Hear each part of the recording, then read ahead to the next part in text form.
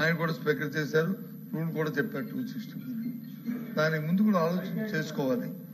మన సాంప్రదాయాలు, మన కన్వెన్షన్స్ ఏ విధంగా ఉన్నాయి. బీఎస్సీలో నిర్ణయం తీసుకున్న తర్వాత బీఎస్సీని దాన్ని డివైడ్ అయ్యి దాని నుంచి బిజినెస్ తేకుండా కూర్చోమ్మా నీకు ఇస్తారు తర్వాత తేకుండా మరి ఏ విధంగా వాళ్ళు అయ్యారని అధ్యక్ష, దానికి రూల్ లేదా మన రూల్ బుక్ లో చెప్పంటారా? దాన్ని ఏ విధంగా వచ్చారు? అది తప్పు కదా అధ్యక్ష.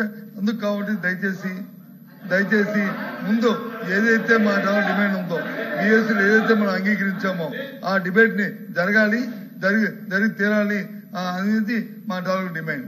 ఎందుకంటే ఇది ప్రజల సమస్య, ఇది ప్రజల సమస్య, ఇది యువకులకు రాజకీయమైన సమస్య కాదు. కోట్లాది మంది ప్రజల తాలూకు ఇస్తున్న ప్రజా ఆరోగ్యానికి సంబంధించిన సమస్య. వాళ్ళందరూ ఎంత ఇబ్బంది పడుతున్నారో ఈ సమస్య. కాబట్టి జరగాలి డిబేట్, జరగాలి. మీరు తీసుకున్న నిర్ణయం ప్రజా వ్యతిరేకంగా రద్దవ్వాలి. అప్పుడే ముందుకెళ్తాం. అంతేగాని మాకు ఇంకో దురుద్దేశం లేదు.